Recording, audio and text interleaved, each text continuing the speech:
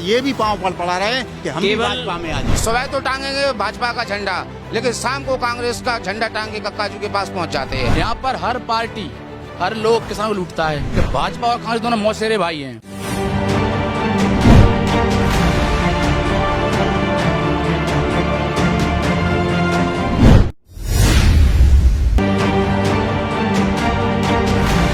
ये पिछोर विधानसभा क्षेत्र है और पिछोर ग्वालियर चंबल इलाके और बुंदेलखंड से लगा हुआ क्षेत्र है और इसीलिए वहाँ ये दोनों की संस्कृति यहाँ पर नज़र आती है। यहाँ पर मुद्दों से ज़्यादा जातिगत समीकरण के आधार पर चुनाव होता है और मेरे पीछे जो महारानी लक्ष्मीबाई की मूर्ति आप देख रहे होंगे, ये यहाँ के स्थानीय विधायक केपी सिंह कक्का जी ने लगवाई है। अवंतीबाई की मूर्ति यहाँ के लोधी समुदाय ने लगवाई है, यानी यहाँ पर मूर्ति पॉलिटिक्स भी चल रही है। और लोधी समुदाय का मुद्दा इस बार इसलिए चर्चा में है क्योंकि प्रीतम सिंह लोधी का पूरा एपिसोड जब से हुआ है, जब से बीजेपी ने उनको निष्कासित किया है, तब से वो लोधी समुदाय को और दलित वर्ग को इकट्ठा करने में लगे हुए हैं। इसलिए इस बार यहाँ का मुकाबला बहुत रोचक हो चुका है और यहाँ पर त्रिकोणीय मुकाबला इस बार देखने को मिलेगा।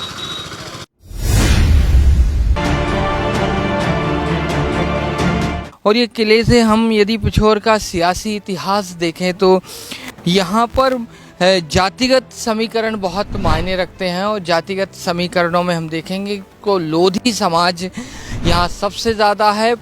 60,000 करीब लोधी समाज यहाँ पर वोटर है और इसीलिए वो निर्णायक वोट बैंक लोधी समाज माना जाता है। लोधी समाज जब किसी एक पक्ष में देता है तो दूसरे अन्य समाज हैं, जो यादव समाज हैं, आदिवासी वर्ग है, ब्राह्मण हैं, क्षत्रिय हैं, वो फिर दूसरे वर्ग में चले जाते हैं और यहीं से ये जीत हार का समीकरण यहाँ से तय होता है।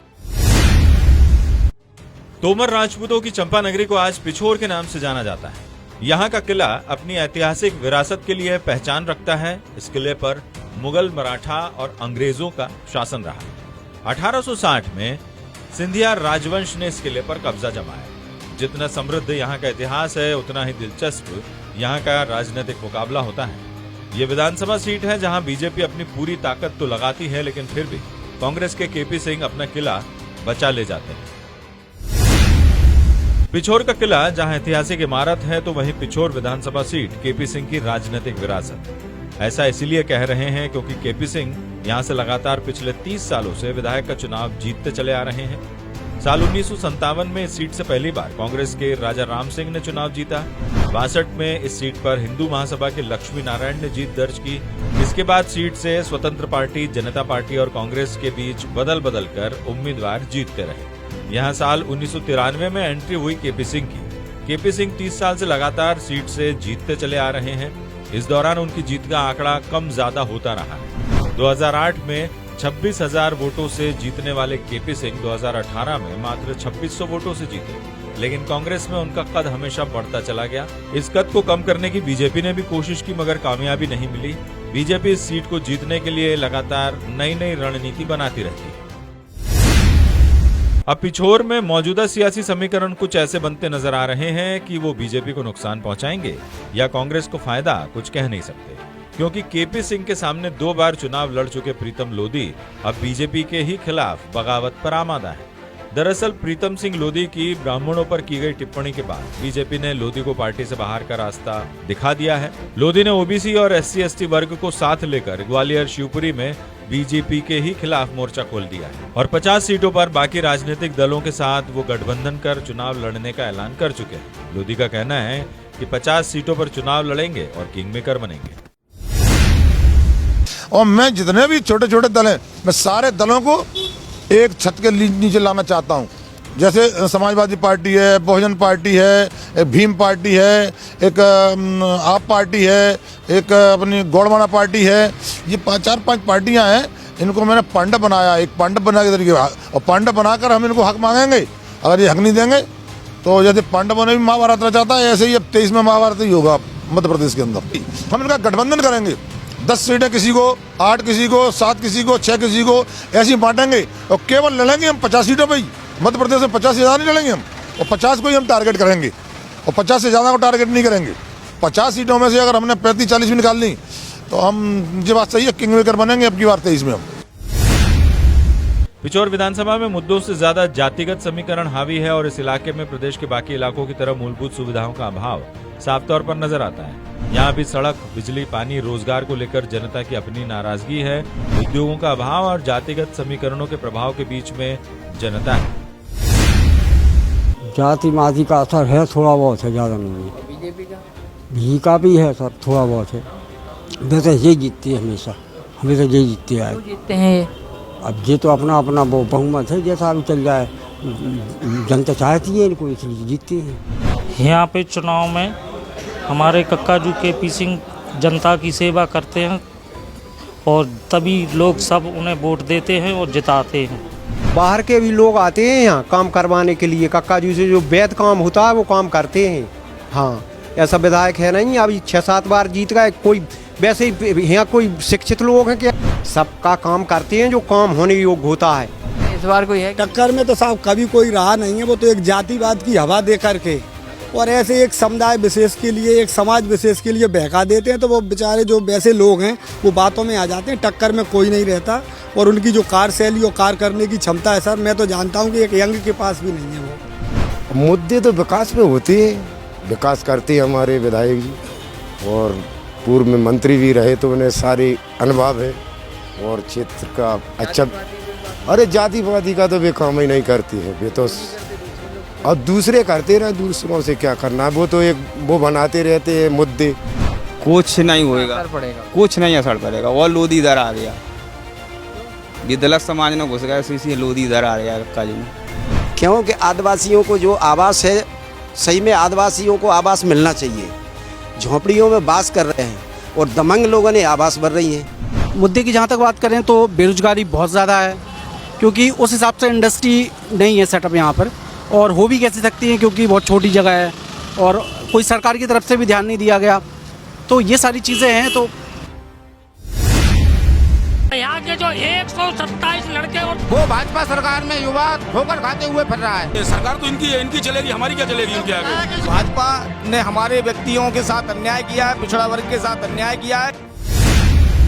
ये पिछोर की चौपाल है और इस चौपाल में मौजूद हैं जनप्रतिनिधियों के साथ साथ वो जनता जो वोट करती है, जो अपना विधायक चुनती है। यहाँ पर सियासी समीकरण थोड़ा पहले आपको बता देते हैं कि यहाँ पर पिछले 30 साल से केपी सिंह कक्काजू कांग्रेस के विधायक यहाँ पर हैं और 1993 में वो पहली बार चुने गए थे और उसके बाद लगातार यहाँ की नुमाइंदगी विधानसभा में वो कर रहे हैं। इसके अलावा यहाँ पर एक लोधी फैक्टर भी है कि प्रीतम लोधी बीजेपी से जब से निष्कासित हुए हैं तब से उनका पूरे प्रदेश में मूवमेंट चल रहा है और वो ओबीसी को, लोधी समाज को, इसके अलावा ST/SC समाज को, आदिवासियों को एकजुट करने की कोशिश कर रहे हैं, यानी वो भी एक बड़ा फैक्टर है। इसके अलावा बसपा का वोट बैंक भी यहाँ पर माना जाता है और यहाँ पर मुद्दों से ज़्यादा जातिगत समीकरणों पर बात होती है। उम्मीदवार भी उसी तरह से तय होता है। लोधी समुदाय यहाँ पर निर्णायक है। इसके अलावा क्षत्रिय, ब्राह्मण, आदिवासी, यादव समुदाय का भी यहाँ पर बड़ा वोट बैंक है। हमारे साथ बीजेपी और कांग्रेस के लोग भी हैं। शुरुआत बीजेपी से करेंगे क्योंकि यहाँ पर 30 साल से कांग्रेस के विधायक हैं, तो इस नाते विपक्षी वो मानते हैं अपने आप को। आप बताइए आपका नाम और पार्टी। राम गुप्ता, पूर्व भाजपा मंडल अध्यक्ष। बताइए क्या सवाल है आपके विधायक से? क्या यहाँ पर सब कुछ ठीक है? यहाँ की सियासत क्या कह रही है? मेरा सवाल एक ही है कि जो विधायक प्रतिनिधि के लिए जो विकास कार्यों के लिए पैसा मिलता है विधानसभा के लिए, उस पैसे का कितना दुरुपयोग हुआ है, कितना उपयोग किया जा रहा है, कितना दुरुपयोग हो रहा है, ये पैसा कितना आता है और कहाँ जाता है, इसका हमको आज तक हमारे यहाँ के क्षेत्र की जनता को कोई मालूम नहीं पड़ा आज तक। वो पैसा कितना आता है और कितना खर्च किया जाता है, ये तो कम से जनता के बीच में आना चाहिए। और उन्होंने सार्वजनिक हित में कितना विकास किया।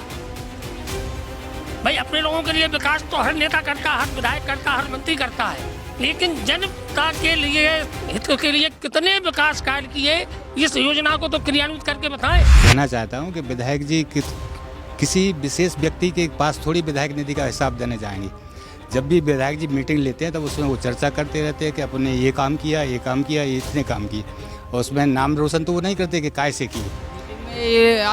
ये लोग क्यों आते हैं? आएंगे ही नहीं, आते ही नहीं है उनके पास कभी। तो आपने कभी पूछने की कोशिश ही नहीं की विधायक से कि भाई आपका पैसा कहाँ गया, तो वो क्यों? द्वारा मैंने हर पंचवर्षीय योजना में सवाल जवाब करता हूँ इस बात का, क्या इस क्षेत्र पंचवर्षीय योजना में विधायक निधि का कितना पैसा आता है और वो पैसा किस मद में खर्च किया जाता है? आज तक के इतिहास में 5 साल को छोड़ दो, 25 साल में आज तक जवाब नहीं मिला है।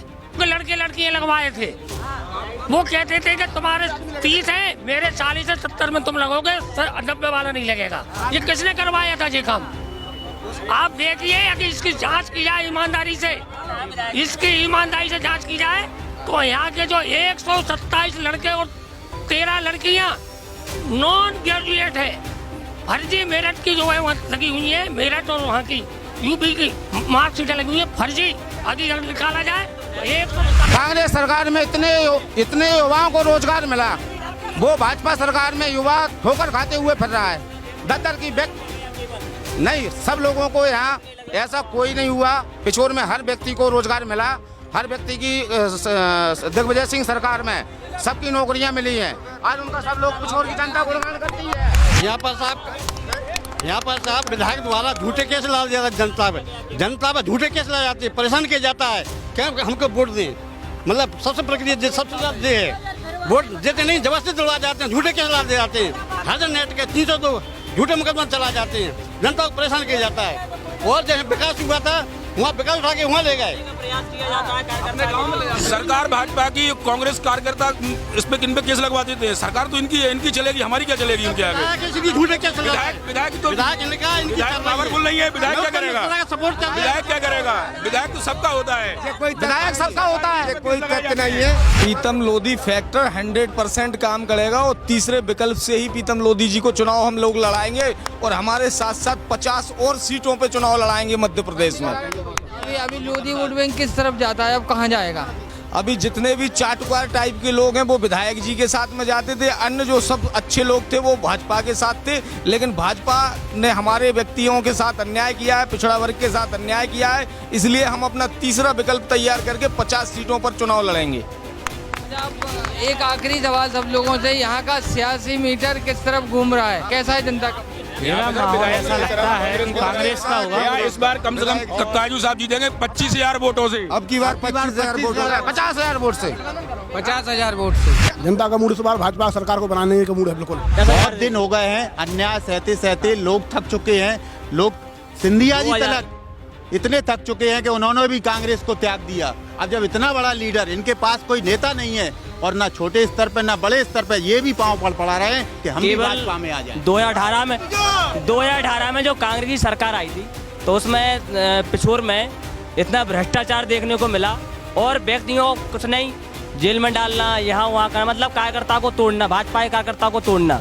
और 2023 में भारतीय जनता पार्टी 20,000 मतों से किसी को भी टिकट दे दे, हमारी केवल भाजपा, केवल कमल का फूल। हम तो कमल का फूल खिलाएंगे, अपना विधायक बनाएंगे। बीजेपी यहाँ से क्यों जीतेगी, कैसे जीतेगी? जीतेगी, अब आपको दिखाएगी, तो सब जनता ही दिखा के बताएगी आपके लिए। अभी सुबह तो टांगेंगे भाजपा का झंडा, लेकिन शाम को कांग्रेस का झंडा टांग के कक्काजू के पास पहुँच जाते हैं। यहाँ पिछोर का ये है। और यहाँ ये हालत है कि भाजपा और कांग्रेस दोनों मौसेरे भाई हैं। जब उनका टाइम आ जाता है तो वो लूटते हैं, जैसे राशन की दुकानें और तहसील का टैक्स। मतलब यहाँ ये समझो कि वो चलता है सीधा परसेंटेज, SDM से बोल दिया तो इतने चाहिए मेरे लिए। यहाँ पर हर पार्टी, हर लोग किसान को लूटता है। आज ये बता दे, कोई भी भाजपा हो जाए कांग्रेस के सब नेता खड़े हैं, किसी से पूछा जाए यहाँ पे इस बार ना भाजपा आएगी ना कांग्रेस आएगी, कौन आएगा? तीसरा दल खड़ा होगा यहाँ, तो किसानों के यहाँ पर किसानों को विधायक बनेगा। यहाँ हमारे यहाँ कांग्रेस ही का शासन है, 93 से लगातार कक्काजू साहब विधायक हैं। हमारे जो विपक्ष के लोग हैं वो विकास की बात नहीं करते, वो केवल जाति बात पे चुनाव लड़ते हैं। उनके पास कहीं से कहीं तक कुछ कहने के लिए नहीं है। कक्काजू ने 0 से लेके 93 से पहले का इतिहास उठा के देख लो तो कहीं किसी भी गांव के लिए सड़कें नहीं थी, अस्पताल में कुछ नहीं था। मैं अस्पताल के सामने ही रहता हूँ। विकास के नाम पे 0 था। बस स्टैंड पे, सारे बस स्टैंड पे गंदगी छाई रहती थी, डब्बे रखे रहते थे। खनिया धाना के लिए जाओ या मायापुर के लिए आप जाना चाहें, बात तो यहाँ जाति की होती है। पूरी बात सुन लो, बात तो जाति की होती है। मेरी बात विकास की बात हो विकास की बात कर रहा हूँ ना, आप सुन तो लो पूरी बात। लेकिन यहाँ का चुनाव तो जाति पे तय हो रहा है। जरा सा पानी बस जाता था तो हम खनियादाना नहीं पहुँच सकते थे। 7 साल से नगर पालिका अध्यक्ष यहाँ थे, उसके 33 वोट आए हैं कांग्रेस वालों के। अभी भी 20,000 राम जी अभी भी कांग्रेस ही का है। वो तो ऐसा है फर्जी टाइप का एट ए टाइम में मनीराम जी कांग्रेस ही का है, कांग्रेस ही का रहेगा। बिना तरीका लोटा। मैं ये बोल चाहता हूँ कि 30 साल से यहाँ पर माननीय जी विधायक हैं, ठीक है। अरे सुनो तो, कभी किसान की बात की क्या, कभी किसान की बात की क्या, बताओ कभी किसान की बात की क्या, बोलो इनसे पूछो। कभी खेत में खड़े हुए क्या, किसान के साथ खड़े हुए, बताओ। मैं बोल रहा हूँ, बताओ कब ओला, सुनो ओला वृष्टि का जब पैसा आया ना तो पता कौन खा गया? तहसील के बाबू, उन पे FIR हुई, उन पे पूछो FIR हुई, कोई कार्रवाई नहीं हुई। बाबू कौन है, बाबू कौन है? छाता वाले कौन से ऊपर से लगा विधायक जी का छाता, उसके छाए में वो रहते हैं। और जो किसानों का आप किसी भी लगा, शुगर हाथ का पैसा किसके खाते में गया? पूछो एक बार, पूछो किसानों के किसके खाते में गया? आपके पास जातिवाद के अलावा कोई मुद्दा नहीं है। विकास के लिए ये बताए ना, 17 साल से भाजपा की सरकार है, 17 साल लगातार हो गए। ये बताए ना 17 साल में ने क्या किया है पिछोर के लिए? हमने तो, हमारे पास तो 30 साल का लंबा चिट्ठा है। हर 5 किलोमीटर पे हाई स्कूल है, इंटर कॉलेज है, विकास की हमारे पास तो लगातार है। जिन योजनाओं में विधायक जी का हाथ नहीं हो पाता वो जनता तक सीधे पहुंचती हैं। जहां विधायक जी का ब्रेक लग जाता है वो योजनाएं भाजपा की होते हुए कार्यकर्ता को नहीं मिल पाती। जहाँ ये थी पोहरी की पंचायत यानी चौपाल। इसमें आपने देखा होगा कि किस तरह के मुद्दे यहाँ पर मुद्दा है, विकास का यहाँ पर मुद्दा है, जाति का यहाँ पर मुद्दा है, लोधी समुदाय का यहाँ पर मुद्दा है, विधायक के कामकाज का यहाँ पर मुद्दा है, बीजेपी की ज़मीन तैयार होने का। और सबसे बड़ा मुद्दा यहाँ पर है कि आखिर लोधी समुदाय किस पक्ष में बैठेगा, और जिस पक्ष में लोधी समुदाय जाएगा शायद उसी तरफ ये सियासी मीटर इस वक्त घूमता हुआ हमको दिखाई दे रहा है।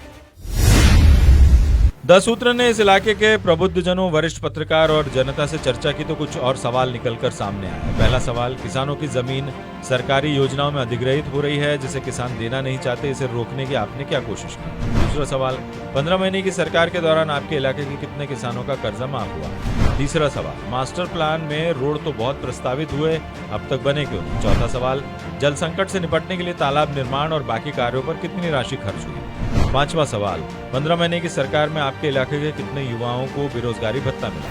विधायक केपी सिंह से जब 10 सूत्र ने इन सवालों के जवाब लिए तो उन्होंने अपने इलाके में करवाए गए विकास काम भी गिनाए, साथ ही ये भी कहा कि वो एक बार फिर जनता की उम्मीदों पर खरा उतरेंगे।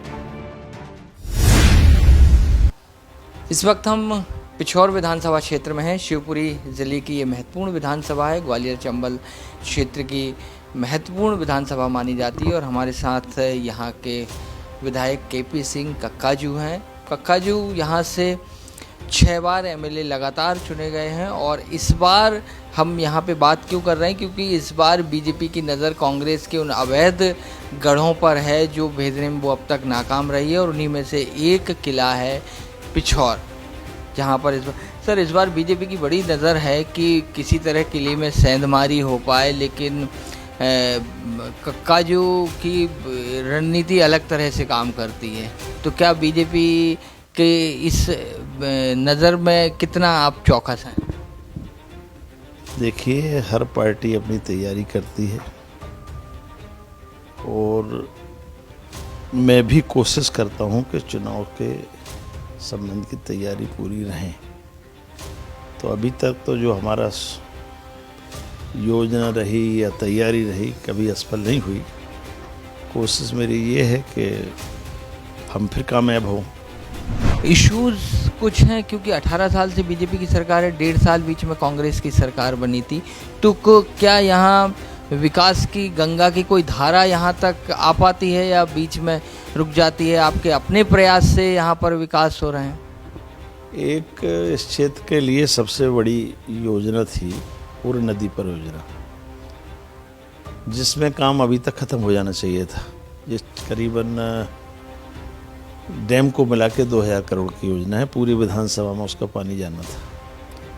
लेकिन इसकी जो वर्तमान में हालत है कि डैम तो अगले साल तैयार हो जाएगा, पानी भर जाएगा, लेकिन दूसरी एजेंसी जो नहर का काम कर रही है, पाइपलाइंस के द्वारा पानी पहुंचाना था, वो एजेंसी ऐसा लगता है कि फेल हो जाएगी, क्योंकि एक तो उनके जो ओनर थे वो जेल वेल चले गए और काम भी उनने जैसा किया है खुद करते नहीं काम, सब पेटी पे काम दे रखा है, पेटी वालों को पेमेंट नहीं करते हैं, तो काम कैसे हो, और क्वालिटी बहुत घटिया हो रही है। उद्योग इस तरह से यहाँ पे नहीं है, वो भी एक समस्या है रोजगार की कि यहाँ स्थानीय स्तर पर कोई उद्योग नहीं लगे हैं। अगर छोटे छोटे उद्योग यहाँ पे लग पाएँ तो शायद कुछ रोजगार युवाओं को मिले। उद्योग तो अब जो वर्तमान हालात हैं लगभग पनप नहीं रहे।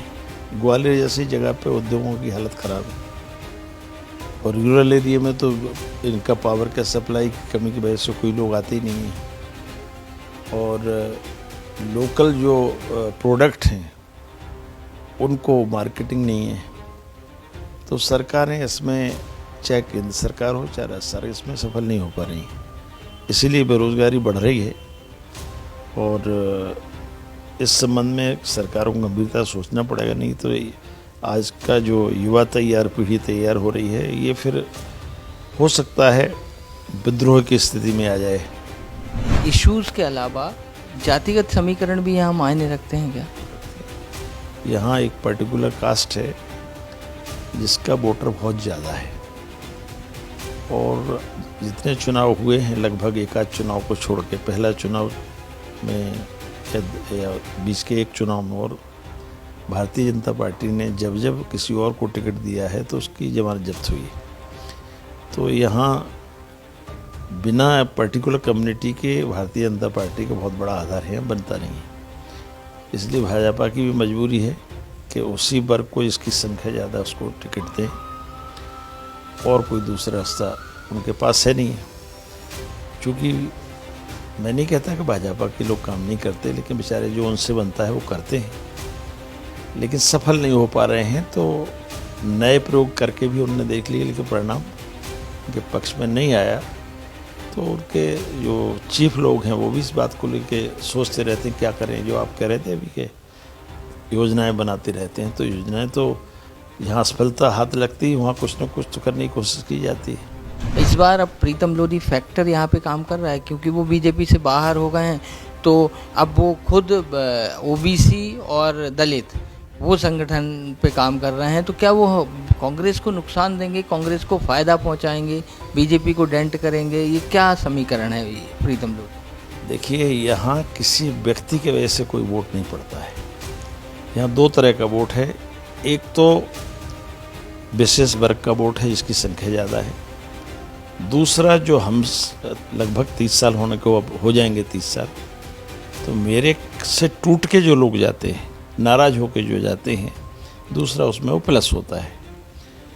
बाकी व्यक्ति को इसमें फैक्टर नहीं। उतने ही वोट भैया साहब लोधी लड़े थे, उनको मिले, स्वामी लोधी लड़े, उनको ही वही वोट मिला। तो वोट तो वही है, लेकिन अब हमसे कितना नाराज होता है। पिछले चुनाव में जो लीड कम हुई है उसका बहुत बड़ा कारण है कि जो हमारा वोटर साथ में था उसमें से कुछ टूटा। तो उसके किसी के आने जाने से सामने कौन होगा इससे फ़र्क नहीं पड़ेगा। फ़र्क पड़ेगा कि हमसे कितने लोग टूटे या नए कितने जुड़े। केपी सिंह जी की सफलता का राज क्या है? किस तरह का कॉम्बिनेशन, किस तरह का काम, किस तरह का मेल जोल आपने बना के रखा है कि 30 साल से 29 साल हो गए, 30वां अगले साल हो जाएगा, 30 साल से आप यहाँ पे विधायक और आपको कोई चुनौती नहीं दे पाए। दो बार से लीड कम ज़रूर हुई है, लेकिन बाकी उसके पहले आप कंफर्टेबल मेजोरिटी से जीतते रहे। देखिए, मैं तो अपनी ड्यूटी करता हूँ। मुझे जो मेरा मन कहता है कि ये काम करना चाहिए वो करता हूँ और अपने कर्तव्य को ईमानदारी से निर्वाह करता हूँ। बाकी चुनना न चुनना तो मतदाता के हाथ है। अभी तक मतदाता प्रसन्न है तो आ रहे हैं, जिस दिन नाराज हो जाएगा उस दिन नमस्कार हो जाएगी।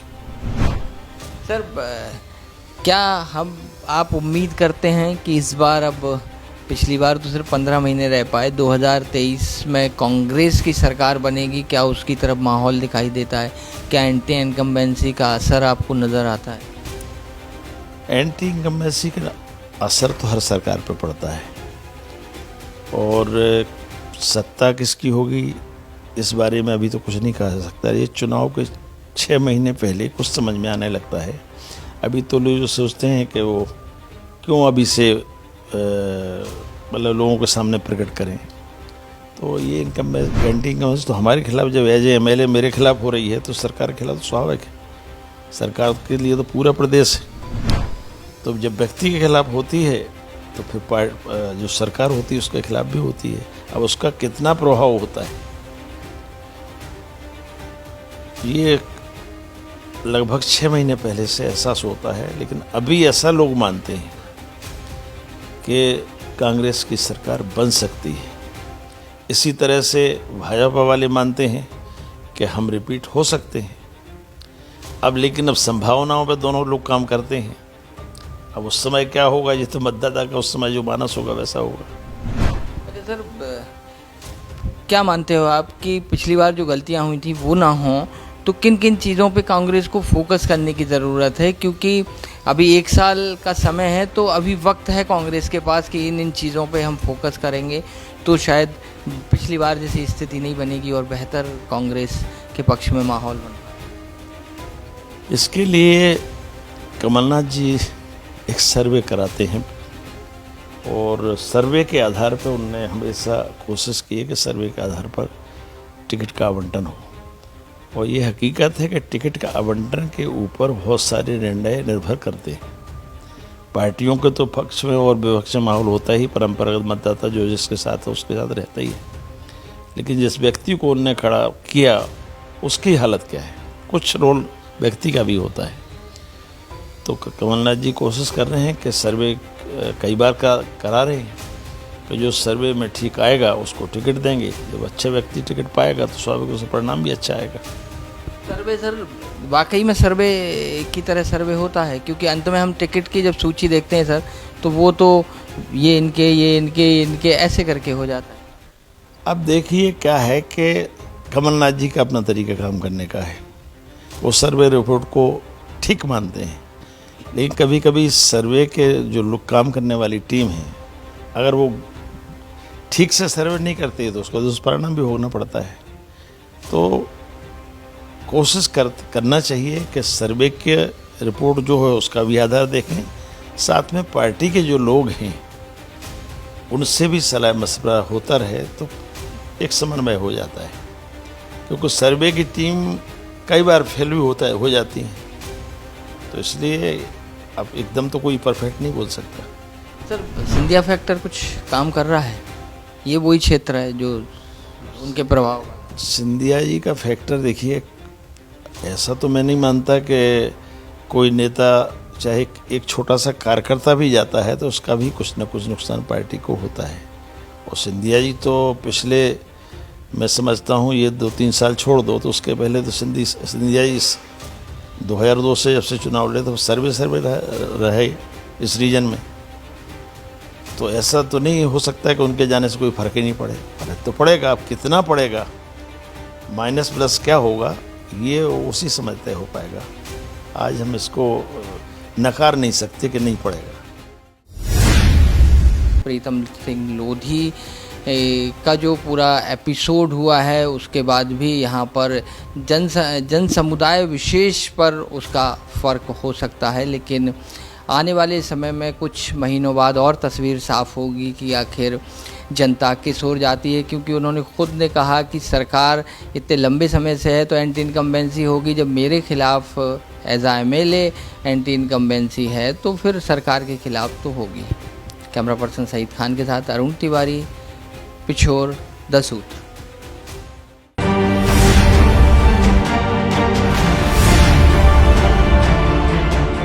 द सूत्र की खबरों को देखने के लिए प्ले स्टोर और एप्पल स्टोर से डाउनलोड करें हमारा ऐप द सूत्र। आप हमारी खबरें thesutra.com पर भी देख सकते हैं।